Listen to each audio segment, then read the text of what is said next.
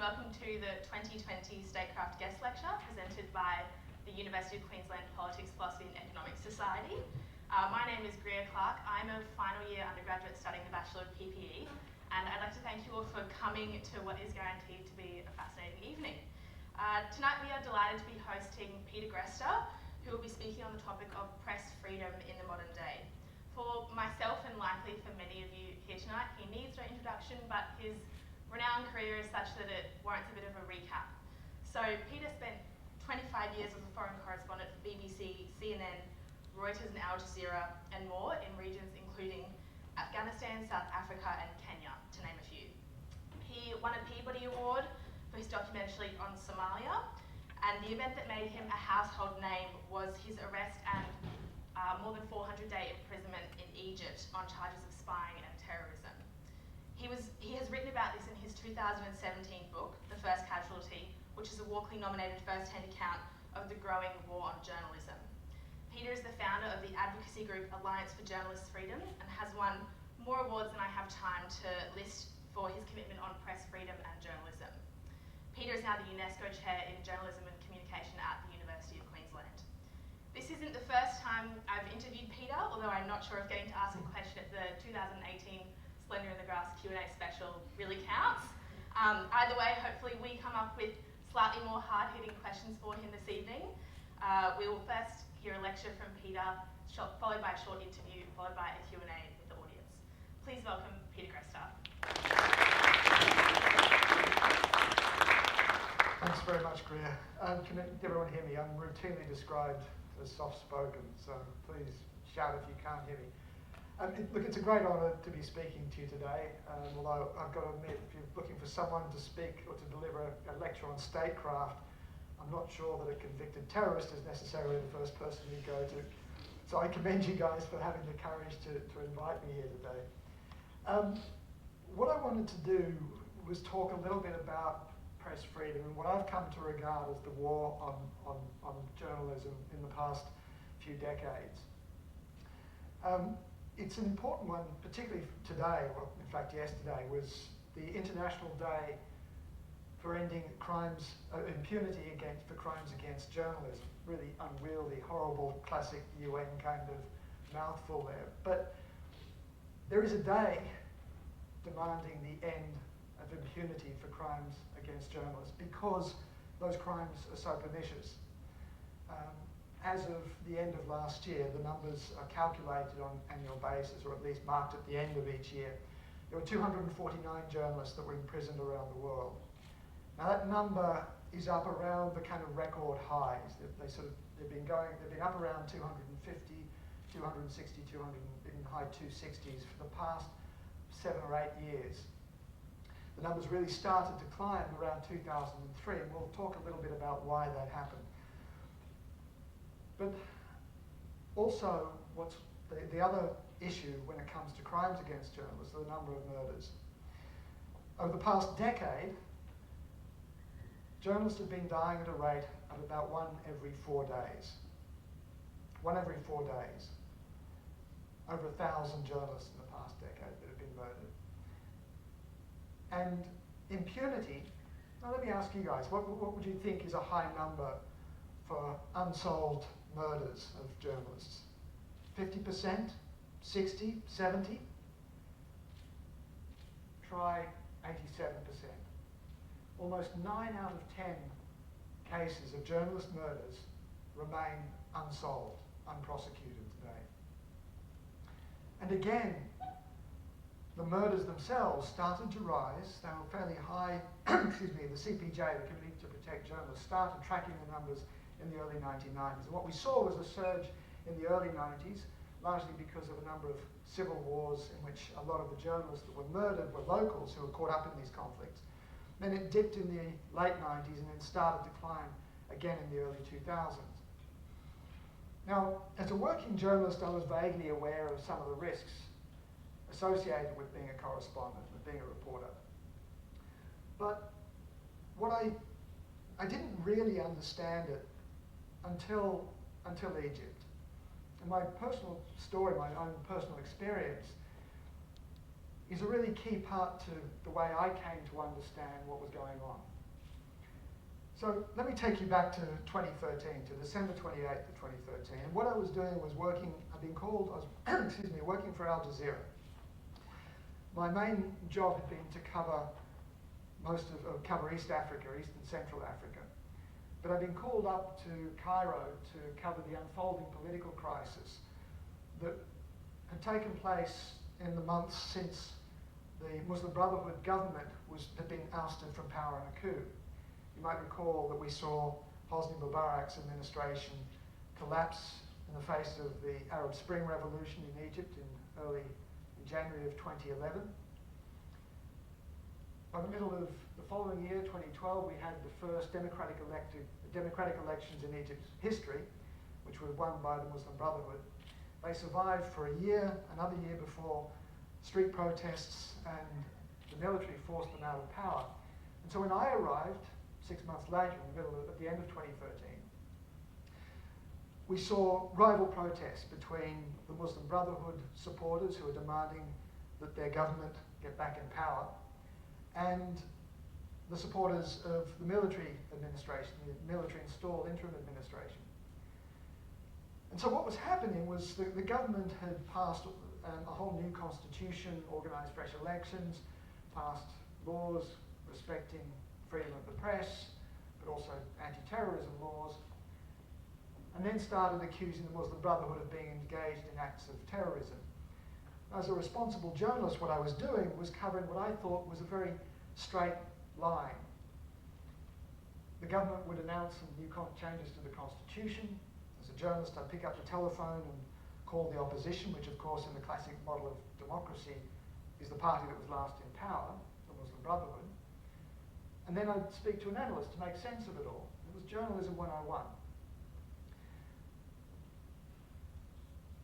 I wasn't really thinking of anything on the night of the 28th of December when I was getting ready to go out for dinner with a friend of mine.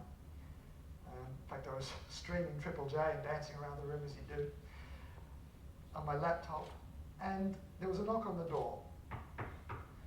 Now, usually it was a little bit unusual. When people wanted to get hold of me, they usually used the telephone, whether it was the hotel staff or my colleagues. I didn't really pay too much attention to it until it was a much firmer, much more forceful, aggressive knock. When I cracked open the door, it was flung open as if there was a spring behind it. And I remember being pushed to the back of the room. It was filled with 8 or 10 guys. I'm still not entirely sure how many there were. I went through my room and ransacked the place and grabbed all of my equipment, my notebooks, my cameras, my computer, all of my stuff, and marched me down to throw me into the police cells. Now, I've been detained before, particularly in stories where I've pushed the boundaries. I know usually how it rolls. When you're a journalist, you're particularly familiar with the story, you know just how far you can probe the boundaries before you're going to upset the authorities. But of course, with Egypt, it wasn't the case. It was a particularly straight line. Usually when you're picked up, there are a couple of phone calls, you spend a few hours in the cells, maybe a night, and then there's usually an apology or at least a grudging apology, and you're kicked out or let go. In Egypt it was a little bit different because when I went to the prosecutor's office the next day, the National Intelligence Directorate, I was told of the charges. We'd been accused of aiding and abetting a terrorist organisation, of being members of a terrorist organisation, of financing terrorism, of broadcasting false news with intent to undermine national security. Now, just stop and think for a moment what those charges really mean. They're about as serious as you could possibly get, short of physically pulling a pin on a grenade and rolling it into the middle of a crowded room just like this one. The problem for me was trying to reconcile the gap between those incredibly serious charges on the one hand and the reality of, frankly, what was fairly mundane journalism on the other. How could anybody look at the work that we had been doing and somehow conclude that we'd been involved with terrorism? It made no sense. Now, a lot of people have said, well, maybe it was because you guys were working for Al Jazeera. Of course, Al Jazeera is owned by Qatar, and the Qataris have been supporters of the Muslim Brotherhood, and therefore through a sort of fairly complex conspiracy theory, maybe we have been accused of, they wanted to make a point about Al Jazeera or Qatar interference in Egypt. The more I thought about it, the more I realized, well, if that was the case, why would you arrest an Australian and 2 Egyptians who are also picked up alongside me, my 2 colleagues? Why would you arrest those guys, particularly an Australian who'd only been in the country for 2 weeks? If you wanted to make a point about Qatari malfeasance in Egypt, there were plenty of other people that you could have gone for who would have made that case much more convincingly. The more I thought about it, the more I realized it wasn't about anything we had done. It was about what we had come to represent. This was not an attack on me and my colleagues. It wasn't an attack on Al Jazeera. They came after us because we were politically convenient, but the Egyptians wanted to make a point about press freedom. They wanted to intimidate any journalist that was operating, whether you're locals or foreigners, and say to them, you will not speak to the Muslim Brotherhood. Now, I struggled with this for a while until there was one day, and I remember I was down in the basement of the National Intelligence Directorate, where they have quite literally a dungeon. It's like a concrete holding cell where they put you whenever the interrogators want to speak to a prisoner. You go down there, you're thrown down there on the day that you're supposed to be questioned, and they send the guards down to pick up the prisoners when their interrogators are ready to speak to them. And I remember a guard came down and he called my name and he said, so Mr. Peter Greste? I said, yes, that's me. Put your hands through the bars, and he put the cuffs on. And he's leading me up to speak to my interrogator, and as he does so, he turns and he says, so, where are you from, Mr. Peter? And I said, oh, mate, I'm from Australia. And he goes, Australia, welcome in Egypt. Thanks very much, mate. Really looking forward to seeing the pyramids sometime, you know? The point is, the reason I tell this was because I realized then that he didn't see me as a threat. Not as an existential threat to him or his friends or his colleagues. He didn't regard me as a terrorist. And the more I thought about it, the more I realized that neither did our interrogators. This was an attempt to use loosely framed national security legislation, anti-terrorism laws, which on the face of it looked reasonably straightforward, the kind of thing that you see in governments all over the world, but had been used by the government to silence uncomfortable journalism that was giving voice to the opposition that the government has since tried to silence.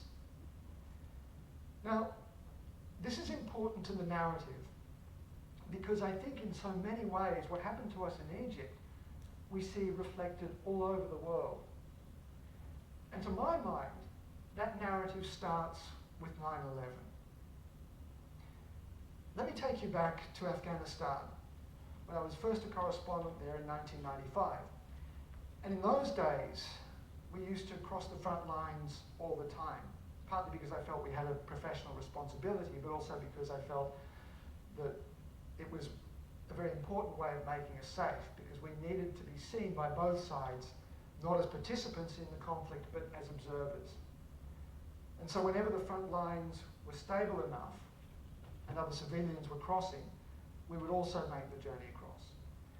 And once I went over there, there was this new group that had emerged on the outskirts of Kabul, and they displaced the old opposition forces that were trying to lay siege to the city. And they've been replaced by these guys. And I remember going across one day, standing on the government side of the lines, and I remember turning to my colleagues and saying, okay guys, you see those trucks going over there, the commercial vehicles? They can cross over, why don't we go too? Put on our flak jackets, tightened our butt cheeks, and went across the front lines. And as we approached the other lines, we had a big Land Rover that had a big BBC flag on the back of it. And as we approached the opposition front lines, I saw this turbaned head poke above the sandbags with a Kalashnikov, and this bearded face popped up and said, BBC, welcome to Taliban. It was the Taliban. Now the Taliban accepted us because they recognized that we were legitimate players on the battlefield, observers, not participants, in the same way that the government recognized that we had a role to play. And foreign governments, international governments, encouraged us to do that as well because they wanted to understand what motivated the Taliban. But then we had 9/11. And you might remember that George W. Bush, in a famous speech before a joint session of Congress, declared that in this war on terror, you are either with us or you're with the terrorists. Now what Bush did was effectively make this a binary choice. You are either on one side of this conflict or you are on the other.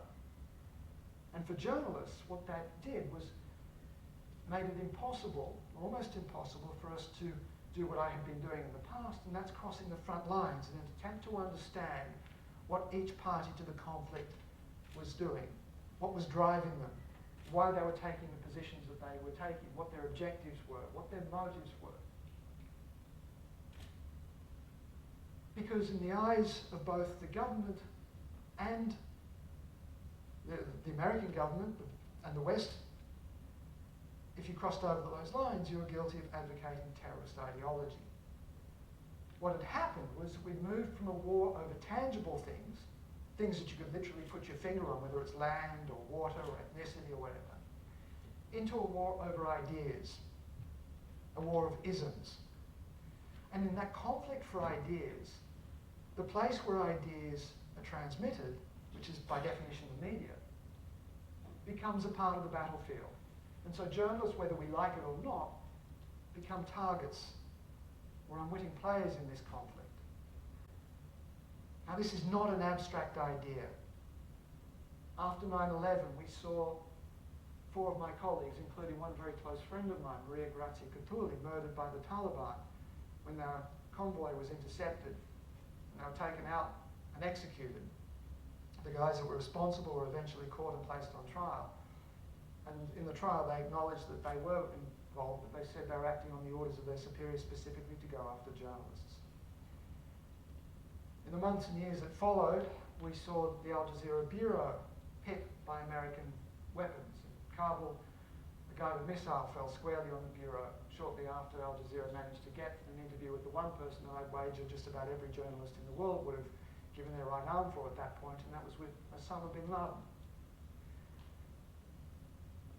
And so what we saw in this conflict of ideas was a whole load of anti-terrorism laws passed all over the world, which were then, as we saw in Egypt, used to go after and control the message and the messengers.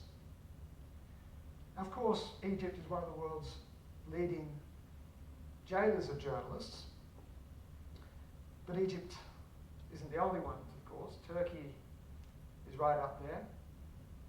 Turkey went on its great spree after the attempted coup in 2016. And it's not only journalists that have been targeted, it's academics, it's lawyers, anybody who the government feels has been undermining or challenging or questioning its authority. Iran, of course, Saudi Arabia, a lot of despotic countries, autocratic regimes around the world, all guilty of this. But it's not just the usual suspects. There are the unusual suspects as well. And by that I mean people like countries like the United States, where the espionage bill has been used countless times, most recently, not countless, has been used, it was under Obama who used the espionage bill more than twice as often as all of his predecessors combined in the 100 years, or the 90 years, since the espionage bill was first enacted. I can talk a little bit about that, but I want to move on because there is another place that I also think is a part of the same trend, and that is here in Australia. Now, I'm not suggesting that Australia is about to become Egypt anytime soon, but the political imperatives that drove the Egyptians to introduce loosely framed national security legislation that was then used to target uncomfortable journalism are the same political imperatives that we see driving Australia to pass loosely framed national security legislation that has then been used to go after uncomfortable journalism. Now we started, my organisation, the Alliance for Journalist Freedom, and my colleagues here at the university, at the law school, started studying this stuff a few years ago.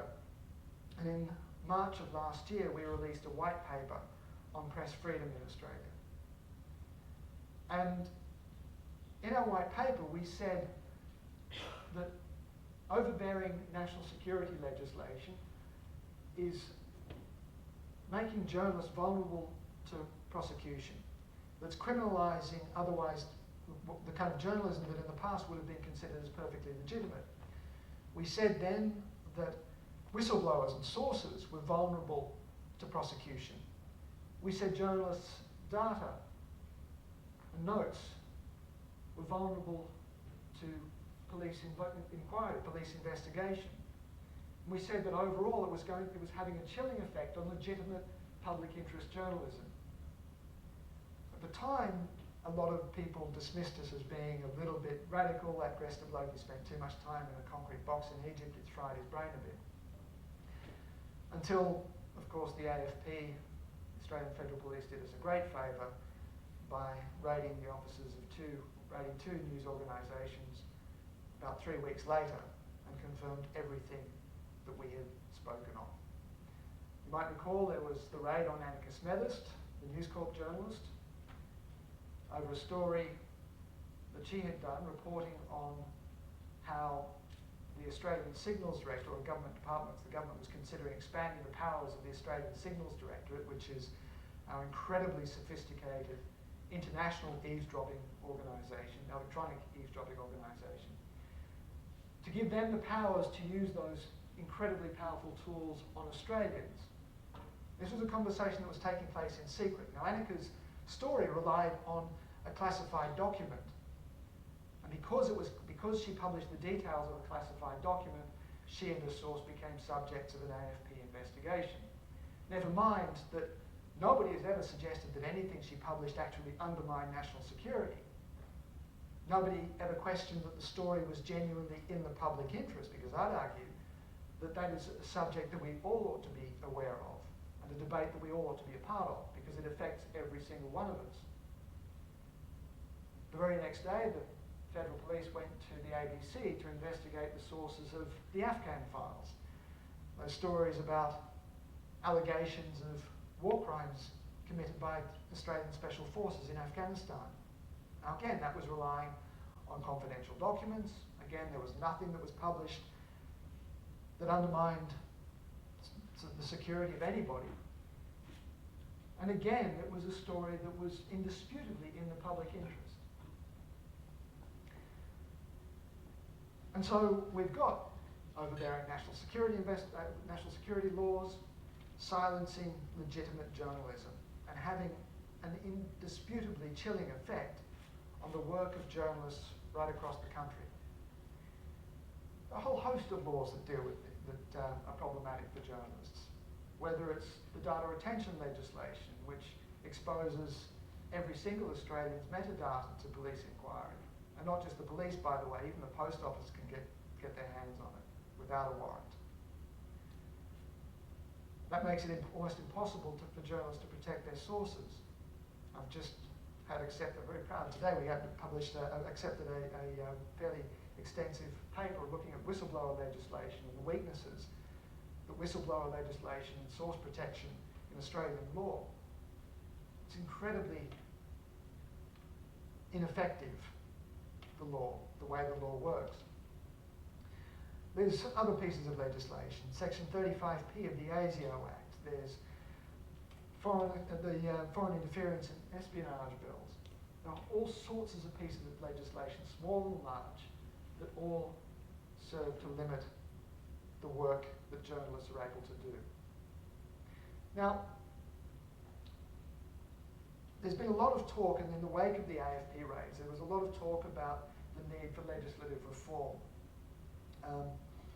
The Right to Know Coalition was talking about the need to introduce press freedom protections in all sorts of corners of Australian legislation. And broadly speaking, I agree with that.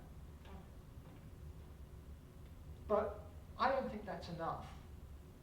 You see, of all of the Five Eyes countries around the world, in fact, of pretty much every Western democracy, Australia is unique. And it's unique, it's unique in a whole host of areas, but there is one particular area that concerns me, and I think it ought to concern every one of us, and that is the fact that we do not have any constitution or legal protection for press freedom or freedom of speech. None. Most we have is this implied right of political communication, which is hopelessly weak. And as we've seen in the number of times that news organisations have tried to use that implied right, it's never really worked. It's only worked once. That's why it keeps coming up as a reference. But since then, it's never really been an effective defence for the press. It's one of the reasons why the US has the First Amendment, which is, of course, that most eloquent, perhaps the most eloquent protection for press freedom and freedom of speech anywhere in the world. Congress shall pass no law, can't quote me exactly, I don't remember the wording exactly, but it is effectively saying that Congress shall not pass any law that might abridge freedom of the press, freedom of speech, freedom of association, or freedom of religion. Now, there's been a lot of talk about constitutional reform in Australia, and we think that would be great if we could get a Bill of Rights in Australian legislation or in the Australian Constitution. But of course, there have been countless attempts to try to get that kind of thing through, and because it comes usually wrapped up in this whole grab bag of things around freedom of religion, freedom of association, all sorts of other things that invariably complicate the debate in a way that's impossible to get this stuff through in Australia. We think there is a better way, and that's to enact what we call a Media Freedom Act. Now, Media Freedom Act, and I've been speaking to a number of very sophisticated lawyers and legislative drafters who agree that it is possible for us to introduce a fairly simple, elegant piece of legislation that would do two things.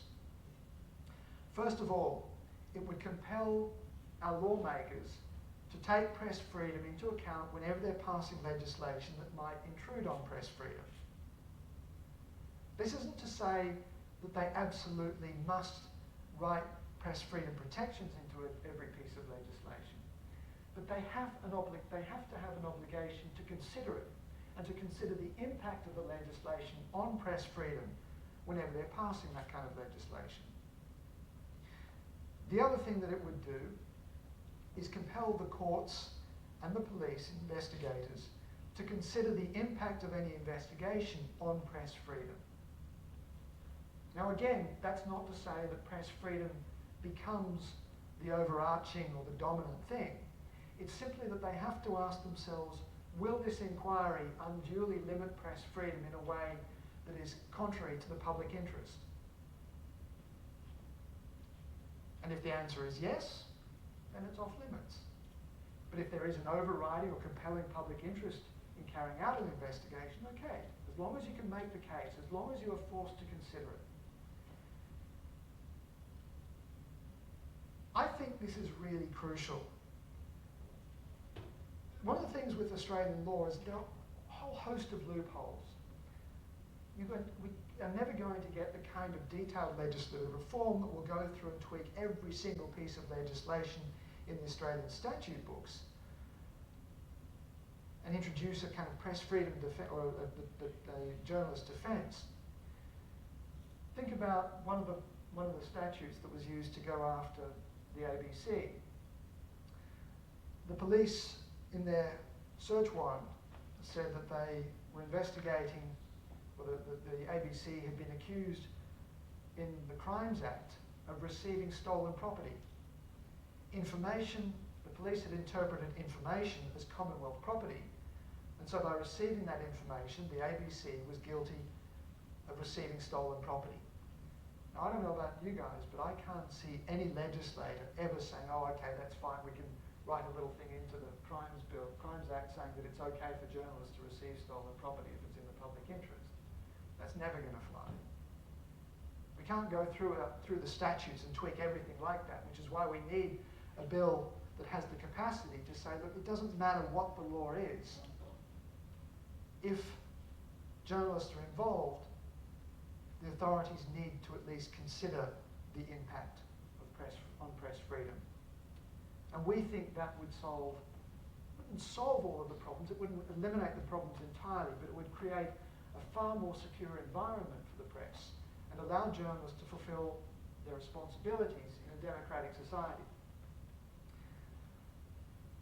This is really key because I think in the debate around press freedom and national security, what you often hear is talk of a balance, okay?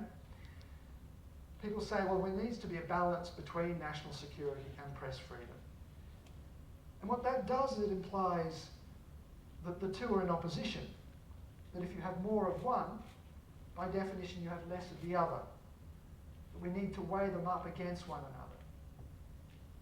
But when you think about it, one of the reasons that Australia is one of the safest and most prosperous and peaceful places on earth is because we have had a democratic system with a robust, rabid, and yes, sometimes undignified press that's done a pretty good job by convention over the past decades since Federation of holding government to account, of investigating the inner workings of government, of exposing the kinds of things that actually the politicians and civil servants and security agencies would rather keep hidden. It's been a part of the way that the system has been kept healthy.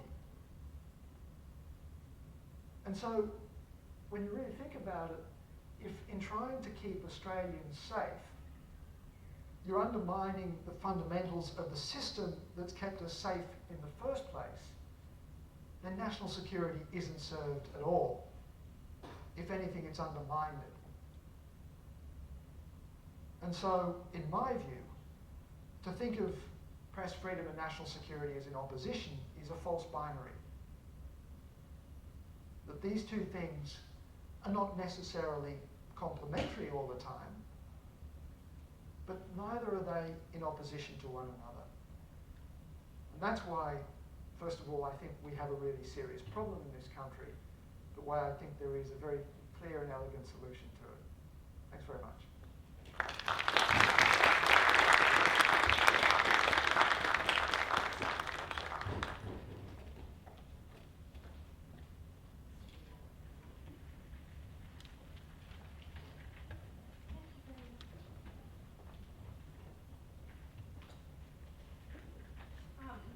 Thank you very much, Peter, on behalf of everybody as well for that speech. Sorry, I've been trying not to fly around the stage too much.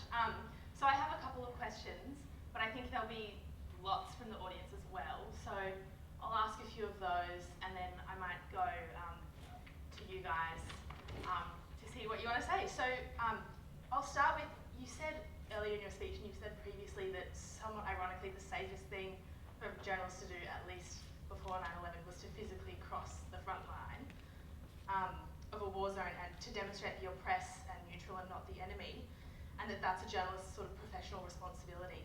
So firstly, what does it take to physically be able to do that? And secondly, what do you think that journalists today should do to sort of compromise maybe not being able to do that as safely anymore, or what's the role of a journalist today?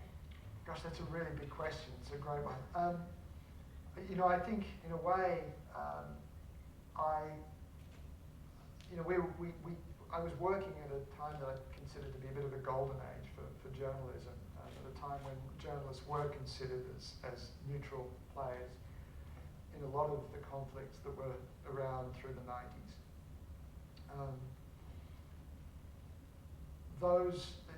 To do it, you had to, of course, have a very clear understanding of what was going on. And as far as possible, you needed to have some kind of connections with the other side. It was that initial journey that was always a little bit dodgy.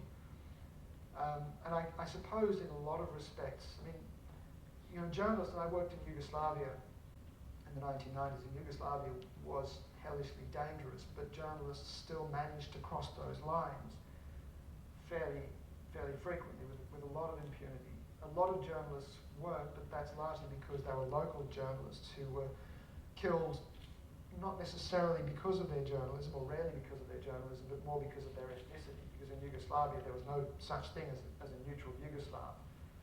By dint of your name, you were either Serb, Muslim, or Croat. You had no choice in the matter, and therefore you were going to be targeted by one side or the other. But as foreign journalists, we were able to cross those lines, to speak to them. And as I said, in the same way, and that's where I learned in Yugoslavia, that's where I learned it, that in fact it was safer to establish relations on both sides. For both sides to understand not only were you willing to make or that you had that professional responsibility, but you were prepared to give them a voice as much as the opposition. In Afghanistan, I felt that it was a really pragmatic choice. I mean, a clean-shaven white guy in a country full of brown-skinned, hairy blokes, I stood out like a sore thumb. And of course, on the front line, you stand out particularly. And what I didn't want was for a guy on the other side of the lines, when he saw me through his rifle sights, to feel as though he was justified in pulling the trigger. And so I felt that they needed to see that we were prepared to cross the line and recognize that we were not an enemy, even if they didn't necessarily like what we were reporting. Now this is much, much harder today because of the nature of the conflict. And of course what happened to us is an example. Rather naively, I thought that in Egypt we could do the same. That we had that capacity to, because we weren't Egyptians ourselves, we had the capacity to stand back and report from across the political spectrum. And clearly the Egyptians believed that we'd crossed the line. Nowadays, I still think, and it still remains possible to maintain contact, particularly with social media, with other forms of communication to circumvent front lines, but also as news organisations, it's often better to think of it as a news organisation achieving balance by making sure that you have correspondence on both sides of the lines, even if you can't physically cross as individuals. There is no easy answer to this, and the fact that we've got so many journalists in prison, I think, and the fact that there are so many that are being killed is testimony to just how difficult it is these days. The mention of social media leads into my next question a little bit, which is that there are two reasons why you can no longer travel as a foreign correspondent. The first one is that you're still a convicted terrorist in Egypt and can't be extradited from various countries, or don't want to be extradited from various countries in Africa and the Middle East. And the second one is slightly more mutual, which is COVID. So what is a journalist's responsibility in doing their job this year and in the near future? And if they can't do it to the capacity they used to be able to, what is the effect on the nations that need that investigative journalism? COVID's been a real challenge for everybody. But COVID's also been, I'm glad you raised the issue of COVID. This is perhaps moving a little bit off topic. No, it's not topic. Yeah, it's 2020 for God's sake. Because what COVID has done, what we've seen around national security, and I was weighing up whether or not to go down this route. We can talk about it if you guys are interested in it. But COVID has allowed governments and yet another license to do the same thing as they did under the war on terror, passing all sorts of pieces of legislation that allow the governments to control the flow of fake news, apparently in an attempt to control the information around COVID and make sure that we're not getting fake stories circulating or bad information circulating, and thus making the pandemic even more aggressive. But of course what they've said is that the final arbiters of what is true is the governments themselves. And so in a lot of places, particularly in Southeast Asia, we're seeing countries that are passing laws criminalising any reporting that isn't authorised by the government. So the government says, oh, we don't have a COVID problem. If you say that actually you do, you can find yourself in real trouble. Now social media helps us get around some of those problems because it allows communication across the, virtual communication, virtual travel that you can't do physically. But I think we've also learned that is hopelessly inadequate. Hands up who thinks Zoom is a great way of travelling across borders as a substitute. Yeah, I didn't think so. I mean, it works, you can do it. like two things. It's that Zoom and those remote communications tools work, and that's the first thing. The second thing is that it's shit. As a journalist, you need to, and I know this is going to sound like I'm just looking for excuses for having someone pay my own travel expenses and hotel bills, but there is nothing like physically going to a place to understand and inhabit it. It's not just around COVID, of course. The Chinese have kicked out the last Australian correspondents, the last correspondents for Australian news organisations, and we have a big blind spot over China. I think that's devastating because we just, whether it's China or the lack of our correspondents to travel across Europe or Africa, Australia doesn't have any, there are no correspondents, Australian correspondents working for no correspondents working for Australian news organisations based either in Latin America or in Africa. We become ever more insular, ever less informed about the rest of the world, ever less engaged, and I think that promotes xenophobia. It promotes. It also promotes the hawks, and it creates a much more binary understanding of the world, which I don't think is healthy for anybody. So today is a particularly special date, Melbourne Cup. No, also the US election will begin later this evening, which brings me to Trump and fake news and the quite low bar that has been set in the last 4 years for dealing with journalists and the press, even though you also mentioned that Obama didn't have a particularly great record either. Maybe it's just a trend, or maybe, Trump is terrible. But what do you think that, as citizens of a democratic nation, we should expect of our leader? What should we expect of a president, or in Australia, of the Prime Minister? And do you think that, how do you think it's going to go into the future, because the bar seems to be lower? Do you think we can expect to see change? Do you think legislation will get passed for the Media Freedom Act, or do you think that it's sort of a downward spiral at the moment? Okay, there's a lot to unpack in that question. Look, I think let's deal with Trump very quickly and very brusquely. Obviously, Trump has been terrible. At one level, terrible for press freedom in that he's dismissed it and degraded a lot of public trust and public confidence in the press and its integrity in a way that I think has been profoundly damaging to political debate in the US. But at the same time, he's been wonderful because he's turbocharged the subscriptions for the main newspapers and given them at least another 5 or 6 years of life. So I suppose it's good news, bad news kind of story there. I would hope that the Biden administration, if Biden is elected, has a much more open, tolerant view. Certainly Biden, no Trump, but we'll just need to see how that unfolds. Indisputably, I think Trump's been terrible, and not just for the US. The US leadership all over the world is really crucial for these things. We know that the messaging from the US and the American, the loss of leadership when it comes to small L liberal values of freedom of speech, freedom of expression, freedom of the press. The loss of leadership has enabled and encouraged autocrats all over the place to actually clamp down on freedoms in ways that we just haven't seen before. In this country, I am actually reasonably hopeful that we'll see some legislative change.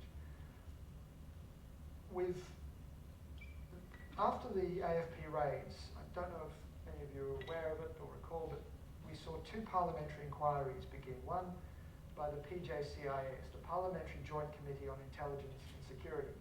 Now, the PJCIS, for those of you who don't know, is the most powerful committee in Parliament. It's dominated by coalition politicians. The chair is Andrew Hastie, who is one of the most conservative hawks in government. Has people like Erica Betts on it, and others.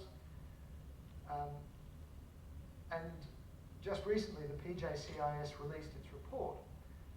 And they released the report unanimously. Every member of the committee authorised the findings of the report. And I'm not going to bore you with all of the details, but the report, to my mind, I disagree with, I think their recommendations fall short, but their analysis pretty much reflects everything that we said in the white paper. That effectively,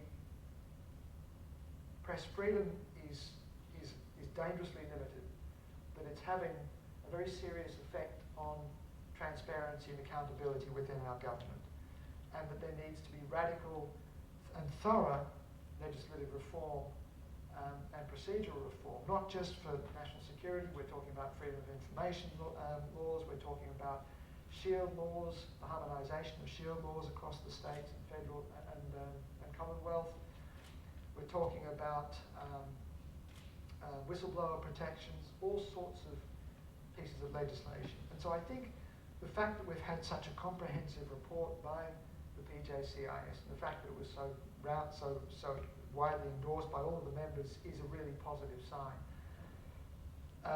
Next week, I'm due to go to Canberra for a number of meetings, including some fairly conservative coalition politicians. I can't say too much more about those meetings, but the fact that we have those meetings, and we're talking from some fairly senior figures, the fact that we're able to get those meetings, I think suggests that the government is at least open to a conversation, and a conversation that we would never have had before the AFP raid. So I'm actually reasonably hopeful that we might get something through.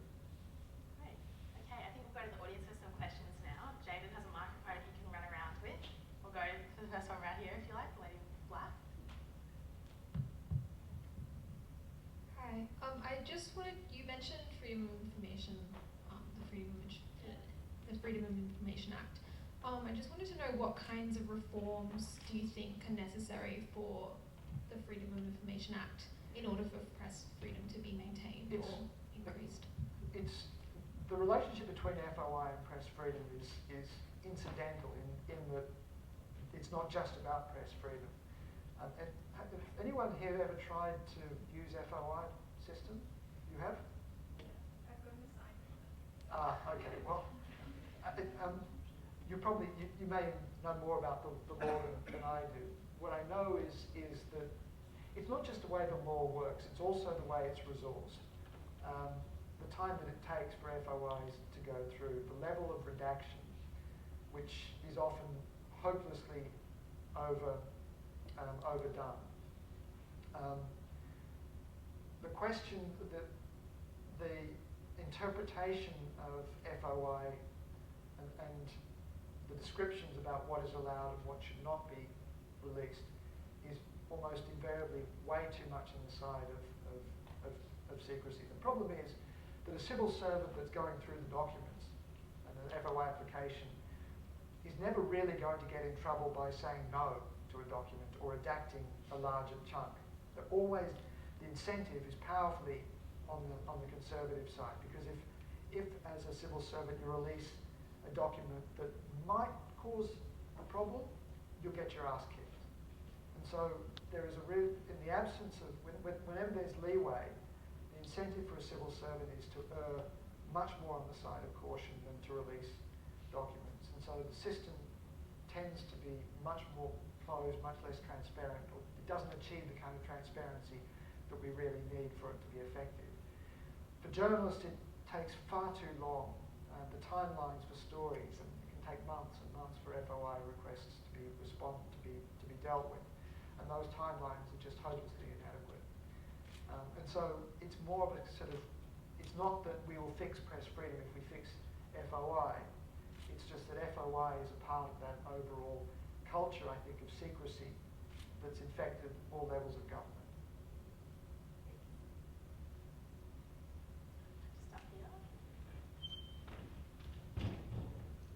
Thank you. My question is to the legislation, and not only on press freedom, but in terms of press ownership, and if you think that there would be scope for your recommendations to address that as well, because arguably concentration of press ownership also undermines democracy. Yeah, and I agree. I'm sure a lot of you will be aware of Kevin Rudd's call for a royal commission into, well, the focus and the kind of public headline has been Rudd's attack on the Murdoch press, Rudd calling for a royal commission into Murdoch, which is not strictly speaking the case. If you have a look at what Rudd is calling for, it's a royal commission into the concentration of ownership of Australian media. And that I actually endorse. I think there is a really powerful reason, a compelling reason for looking at the concentration of ownership. It's not just Murdoch, of course. The Nine network, the Nine newspapers and radio and TV net stations are also hugely concentrated. We have the most concentrated news or media environment in the democratic world, indisputably. And that's an empirical fact. You know, in Queensland, if you want to buy a newspaper, there's the Courier Mail and there's the Australian. That's it. It's true of most of regional Queensland. It's true of Adelaide. It's true of most of the states. It's only in Victoria and New South Wales that you've got more than one, that you've got two newspapers to choose from. It's really, really bad in my view. And yeah, I agree, I think we should be. Now, the problem for us is that the Media Freedom Act, I think, is technically a separate issue. And if we try and tie those things together, we are going to not get a Media Freedom Act through. That's not to say that we don't think that press ownership is an issue or should be dealt with. But one of the reasons that we've decided to talk about a Media Freedom Act rather than a constitutional amendment is because we think a Media Freedom Act is achievable. If we try and make it any bigger by attaching legislation dealing with press ownership, then I think that thing will come unstuck. If we break it into bite-sized chunks, then we can probably manage both. If we pull them together, it'll bind a ditch.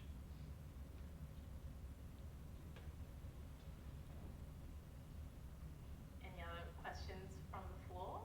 I have a long list to go back to if you want, or if you come up with one, feel free to interrupt me.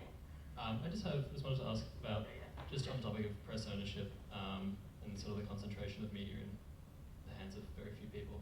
And just speaking to sort of the opposite of that would be the complete democratization of the flow of information. Do you think that would be sort of a different problem, and that would be sort of more difficult to handle? Like, is there a balance there that we need to achieve and strive for? You know, to a certain extent, we've got that already. I mean, the internet has created that opportunity. You know, there's nothing stopping anyone anywhere in Australia reading the Courier Mail that they want to. You know, we can read any. You know, there's a whole raft of online newspapers and media organisations and blogs and so on. The problem is the undue influence that those newspapers have, and the concentrated power that they have. We all thought that the internet was going to democratise information. It would increase democracy. It would give everybody a chance to have their say. It would boil the wheels of democracy in ways that we've never seen before. But what we've seen is that opposite effect. I think those two elements are opposite ends of the same problem. I don't think you can treat them as separate. How we solve this is something that I don't yet have an easy answer for. Maybe in a way that's also why I sort of become the champion of the Media Freedom Act, because I think it's quite a simple solution to the problem. This other one, that's a big challenge. I do think, if you think about the fundamental reasons, we've had media ownership laws that restricted the ability for any one owner, any one company to have access to a certain proportion of the Australian market, and a certain proportion of readers and audiences in a given market. Because of the internet and the disruption that the internet had, and the fact that the internet kind of made those boundaries meaningless, those physical boundaries meaningless, the government agreed to scrap those laws. But as a consequence, what we've seen is a collapse in a lot of the physical newspapers and a rise in a lot of other smaller boutique news organisations and blogs and Facebook pages and so on, in a way that has actually fixed neither problem. We've, in fact, it's exacerbated the problem because we've had more concentrated media control, and at the same time we've had more noise without getting the kind of flow of good information that you'd expect to solve, that we need to have an effective democratic debate. I don't know what the answer is. I really don't. I wish I did. I wish I could stand here and say that I've got a solution, but I firmly believe that the concentration of ownership is a really crucial part of that equation. We need to tackle that one. And we also need to support good local journalism, support other responsible news organisations. Do you think then that, if we, to use your terminology, the noise, should that also be protected by media freedom? No, I think there are two. One of the things we need to separate is freedom of speech from freedom of the press. Freedom of speech is what drives Twitter. We couldn't have Twitter without freedom of speech. Freedom of the press is a subset of freedom of speech. But it's a subset that comes, I think, with certain responsibilities and roles. Academic freedom is another subset of freedom of speech. And in the same way that academic freedom is described or defined separately because it requires a certain fidelity to empirical evidence and a certain discourse that involves respect and the weighing of, sort of classic academic weighing of opinions, classic academic conventions that make academic inquiry and academic debate actually work. We've got the same sort of conventions, or we should have the same sorts of conventions that make freedom of the press a subset that's worth protecting on its own. The noise, freedom of speech, is something else. Now again, we need to protect that, but in ways that I think are different. We need to understand them differently from academic freedom and freedom of the press. Does that make sense?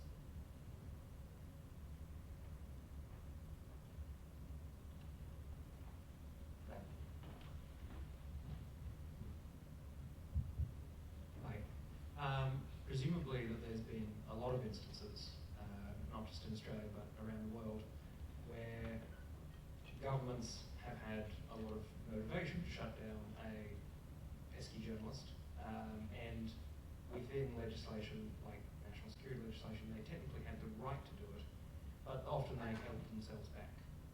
Presumably they're doing this to this day in some instances, because that it wouldn't look good or that it's not really a democratic tradition.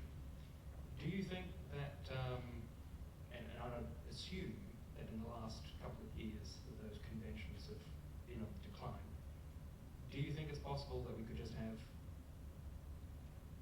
more noble public servants, more noble politicians, more noble AFP officers, that we might be able to get back to that sort of thing without having legislated freedom? Who trusts the government to lay off a journalist? I mean, really, what you say is perfectly true. In fact, I can think of several examples. In fact, I'm working on a paper at the moment. And for the paper, I interviewed Mark Dreyfus, and I asked him, we spoke about this very issue, and Mark said then, very explicitly, exactly what you said, that for a long time we had a convention, the understanding that actually it was, the government really shouldn't go after journalists that were exposing uncomfortable information. And a classic example of that is Andrew Wilkie. Now, for those of you who may not recall, Andrew Wilkie was working, this is the Member of Parliament, the Tasmanian Independent MP. Wilkie, back in 2000-2001, was working for the ONA, the Office of National Assessments, which is a department within the Prime Minister's office that assesses the intelligence that comes in from various agencies and collates that and puts it into reports that the Cabinet then uses to make its decisions. And Wilkie was working on the Iraq desk around the time of the invasion of Iraq, or around the time there was a lot of debate about whether or not we should support the US. And John Howard, the Prime Minister at the time, was saying that Iraq poses an existential threat. They have weapons of mass destruction. We have to join the US coalition and deal with this threat to world peace and stability and so on. And Wilkie resigned from the ONA and went to Laurie Oakes and said, I work on this intelligence. I see no evidence at all to substantiate the Prime Minister's claims. Now, Wilkie freely acknowledges that he broke the law, but he was never prosecuted because of the conventions that you mentioned. He was never prosecuted because, in Wilkie's view, the government judged that the political price of going after him was higher than the price of simply letting that noise go and saying, and basically ignoring what he had to say. Now, I can't see that happening now. We fast forward and we look at what happened to Annika Smetherston, the two ABC journalists. It seems quite clear that that convention no longer applies. I think the blowback that the government had has made them think again. We know that the AFP was considering a third raid the day after the ABC, and they decided against it. But if you look at the substance of the laws that have been passed in recent years, and you look at the effect that those laws are having on journalism, then it's quite clear that we can't just trust the government to kind of abide by those conventions. And this is the other thing that I want to point out. You don't have to lock up a journalist for it to have an effect. Okay? Journalists are not lawyers. Most news organisations can't afford nowadays to have lawyers constantly on the books, and those few that do have lawyers that are perpetually busy.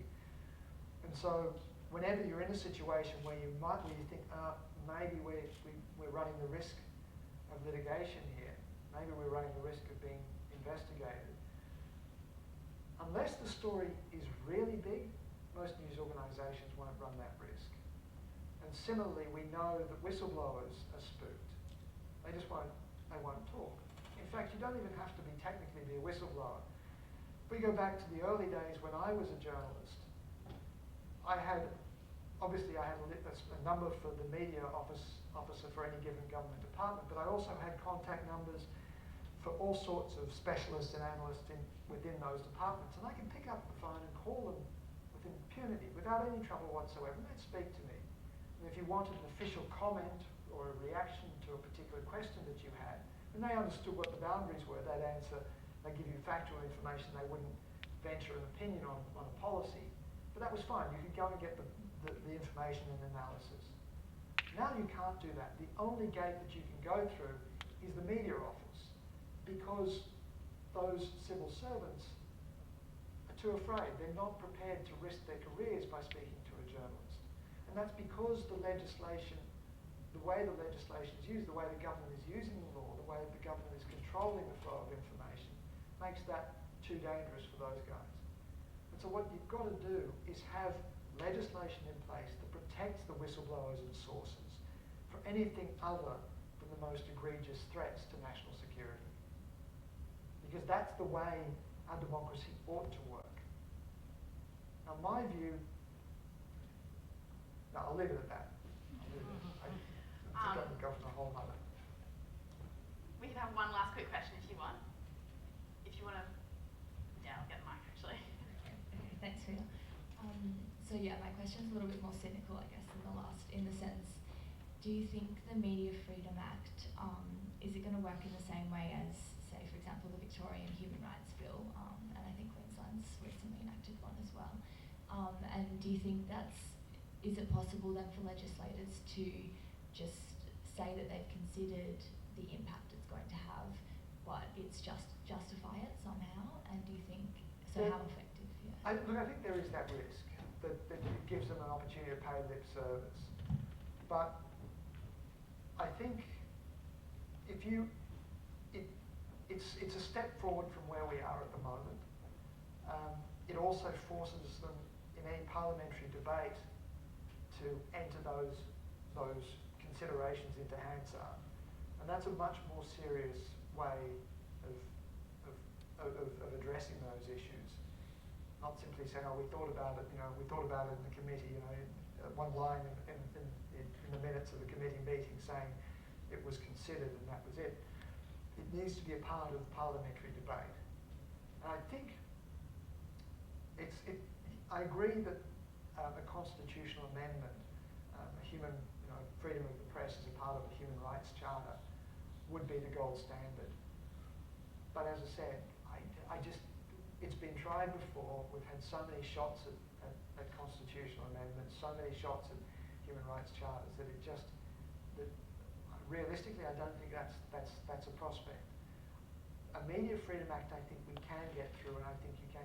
And I also think that the courts and investigators have a much higher responsibility to pay attention to that legislation than even the legislators might when they're passing those bills. And so in that respect, I think it would have